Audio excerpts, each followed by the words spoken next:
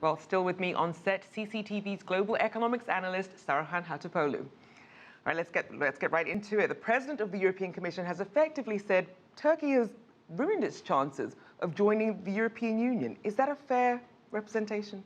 Yes, he didn't leave that much to interpretation, really. He bluntly said that the path to EU membership is over if Turkey reinstates death penalty, which every indication we're seeing in the parliament, as well as people forcing the issue, and President Erdogan said, I'm going to sign it if it comes onto my table. It looks pretty bad at this point.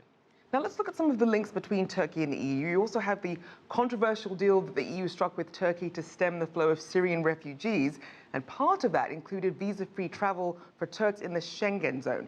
So how could those strained relations then impact that deal, do you think? Well, the deal actually is not even working right now. President Erdogan was complaining about not having received the money, the $3 billion that was promised. I think 2 or 3 million was sent by the EU. So he's even threatening to send some portion of the Syrian refugees back to the European Union at this point. But other deals, the customs, the single market deal, and all of these deals that were signed, I don't think will be affected because the EU needs Turkey, Turkey needs EU. But the membership to the EU, I think, is effectively over. And not only about the death penalty, Rachel, we're talking about what we've witnessed 2 weeks ago. Just imagine being in Brussels and getting up in the morning and looking at this situation unfold for an EU member. EU is not ready for it, should not be ready for it, but Turkey definitely is not ready for a membership at this point. And the EU is obviously already still dealing with the potential Brexit falling. Now, with the UK leaving, how compelling then is the case for Turkey to stay in, do you think? Or is there another country that could perhaps step in its place? Well, that country is not Turkey. I mean, let's admit that the UK leaving the EU leaves a big void in terms of economics, in terms of politics, because UK was a counterforce between France and Germany in foreign policy. Now it's not there.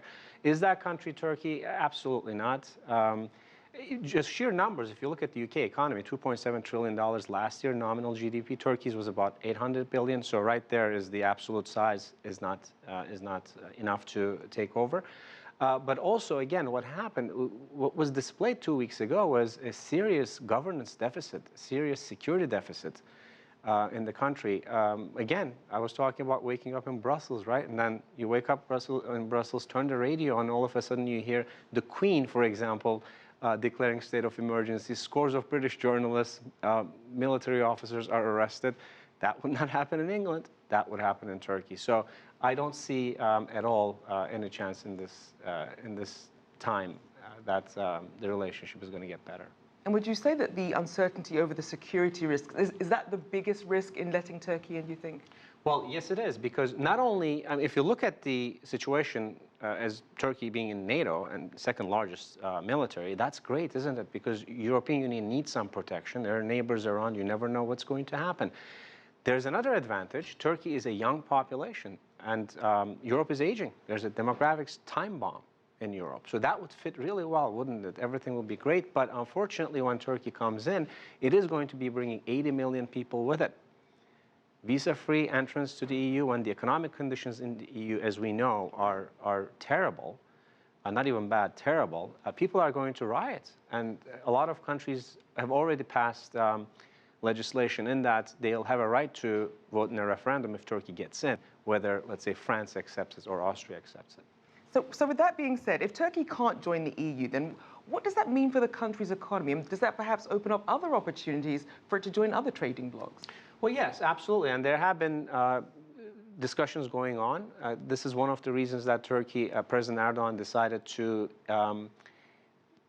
better relations with, if you will, Russia, Egypt, Israel, 3 countries that he was not very fond of. So Shanghai Cooperation organization is an option. BRICS is an option. But before all of these things happen, Turkey needs to pass this test, what we're seeing, the state of emergency situation. Look, we're talking about 60,000 people arrested, military, academia, businessmen. In less than a week, this happened. Everybody's watching. They're trying to see where are the checks and balances? What is happening to these people? Why are they jailed? Right? Turkey has a lot to show that it is actually applying the rule of law in the country. It's definitely something we'll be keeping an eye on. Thank you so much for joining us, Saruhan Hatipoglu, our CCTV Global Economics Analyst. Pleased to be here.